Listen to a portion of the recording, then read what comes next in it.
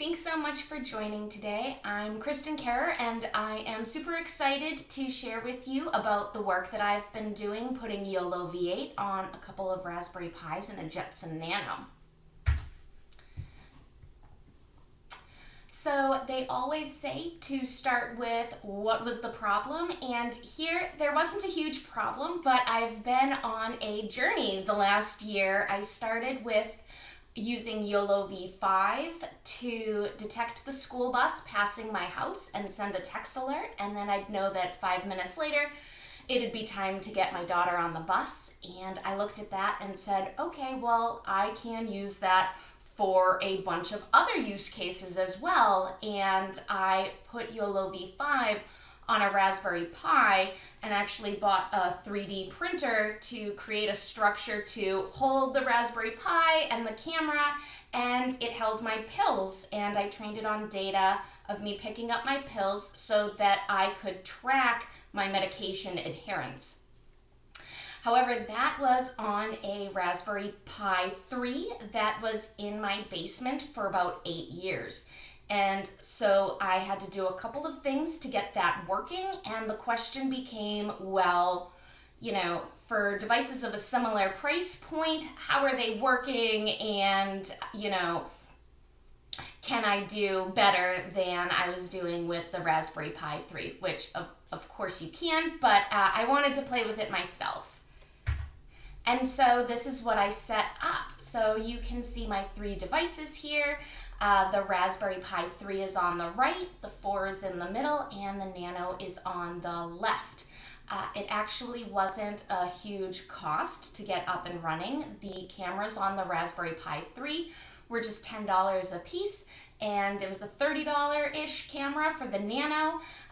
The camera holders that you see there were actually printed on my 3D printer that I now have. That was a Creality Ender 3, if anyone's interested. That was $189 for the printer, and actually the filament that you put into it is, it was like $25 for a kilogram of the plastic. And so in getting these devices working, a couple of things that I had to work through. So the Nano comes with Python 3.6 installed. So in the appendix, I have a link to the site where I was able to find a image to flash with a newer version of Python so that it could support OpenCV and the Ultralytics library, which is where YOLOv8 is. It actually didn't come with Wi-Fi, had to figure that out. For the Pi 3, to get that working originally, I had to underclock the CPU a little bit, which I did on both the Pi 3 and the Pi 4. I added heat sinks, which you can see they're right here.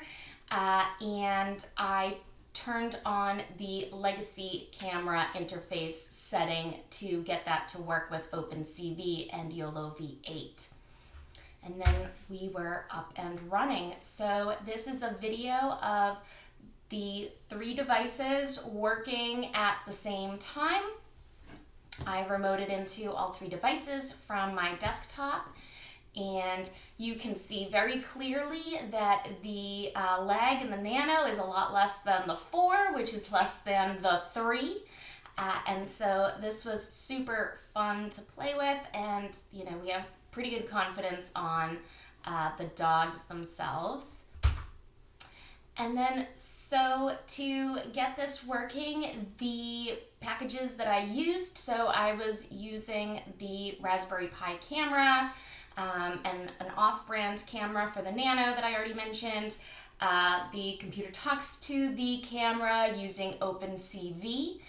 For data annotation, because I had used a data set from Kaggle. It was the cats and dogs data set that was already annotated. There's a link to that in the appendix as well.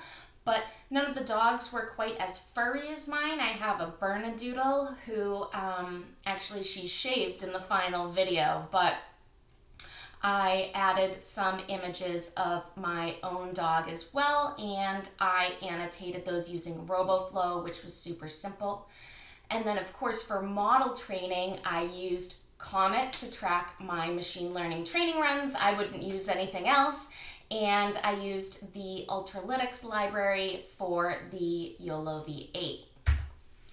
So in terms of results, I was able to compare the pre-processing time, post-processing time, and inference time.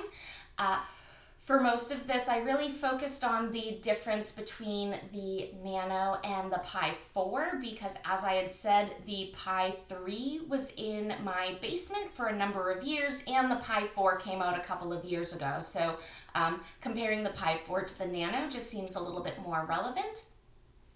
But so the median processing time for the Pi 4 takes more than twice as long as the Nano.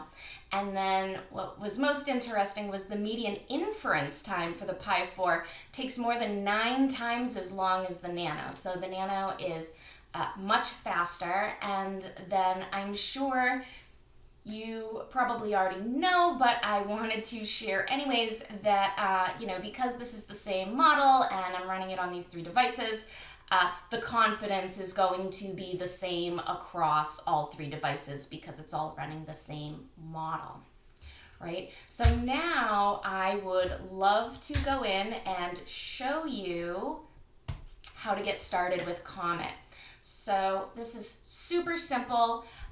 You're able to sign up for Comet using your GitHub, and then once you have an account, you're really just pip installing Comet, and then you're going to import the Comet library, and with this one function where you're going to specify just your API key, the name of the project, and what workspace we're writing that to, you get a ton of functionality right out of the box. So if we come over, you can take a look. This is my workspace. It has all of the different projects that I've worked on in it. And within all of these, there's going to be multiple training runs or experiments. And so here's my Rosie, that's the name of my dog, my Rosie ODSC project. And so these are a couple runs of YOLOv8. And this is, so the dashboard itself is super flexible. You can very easily add all sorts of different visualizations. It's super customizable. You can also write your own code too to create custom visualizations. But this here, these 4 graphs, is very similar to what it's going to look like right out of the box. And when you kick off a training run, you're going to be able to watch that train live and create these lines as it goes through epics right on the visualization. So, you go in and you can very easily start to look at, the map, precision, recall, and loss for any of your training runs. But one of my favorites, so I did add this myself because it is one of my favorite functionalities. You're able to choose images. This is called our image panel. So I chose different images from the training set, and then you're able to look across, and this extends out. If I had a lot more experiments, there would be more columns here, but I can start to look at, okay, what was the ground truth bounding box that was annotated here, and how did my model perform? And I can start to look at, okay, well, the small weights for YOLOv8 didn't detect a dog here. And so if you really dig in, you can see how that could be super interesting. When I decide on the experiment that I want to use, I just click on it. I did not create any of these visualizations. This was all right out of the box. So I have a lot of the metrics that I'd be interested in looking at and assessing. I have all my code here so that later when I make a mistake and something doesn't run, I know exactly what made this run run. It tracks all of my hyperparameters. Here's a nice table of metrics for this particular experiment, I have the system metrics, so I can look at the CPU and GPU utilization. I have all my dependencies, so when I don't force a package to be a specific version and then they do an update and my code starts working, I can just copy and paste this and throw it right into requirements.txt and be good to go. There's a spot for notes. Some of these are graphics that were created while the model was running, but then I also have my images, and there's multiple ones here because it was part of multiple steps. But here you can see these are my images. There's a really interesting confusion matrix. So that is down here.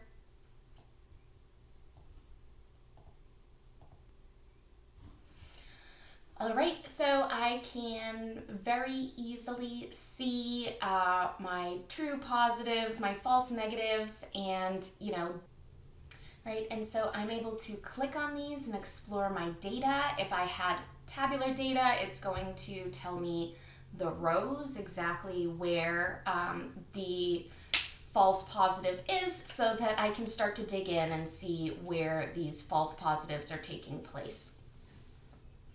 I have my images here. All of them, I had actually set up an image data artifact too, so I am able to track my data lineage. I can show that right now. I don't want to lose my spot.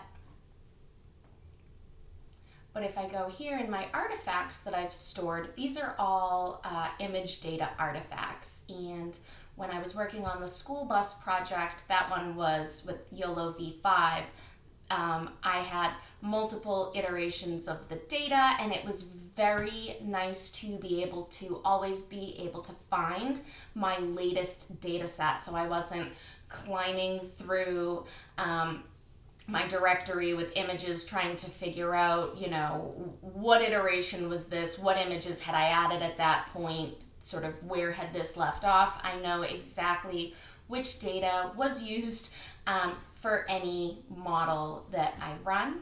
When I am ready to, I've chosen that this is the model that I want to go to production, I can add this to my model registry and just give it a version number, and that will save in my model registry. See, this is my model registry with my 2 versions of YOLOv8 because I just saved a new one for you guys. If I go over, so I had never put this one in production, but if I were to add a model to the production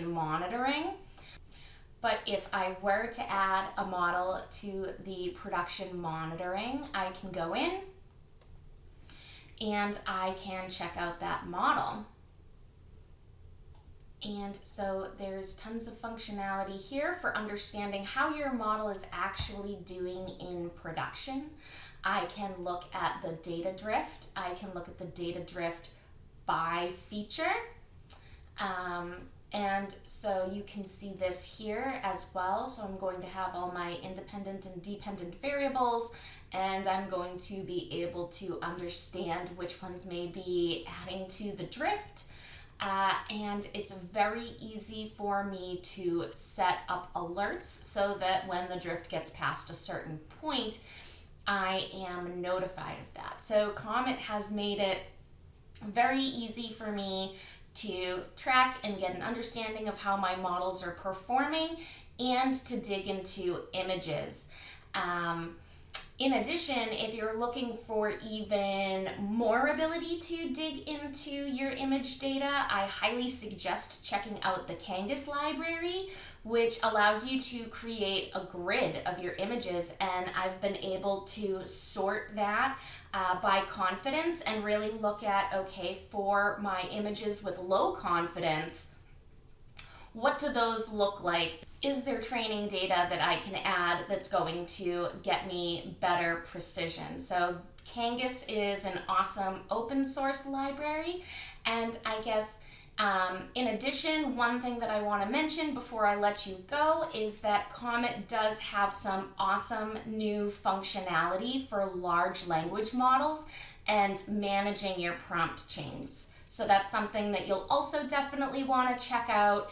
And like I said, you know, we have a super robust free community edition, so there is no friction creating you from being able to go and sign up for an account right now and start playing with all these awesome features. So thank you for coming to hear about my work in putting YOLOv8 on a couple of edge devices and how I've been playing with Comet. I hope you have an awesome day. Thank you.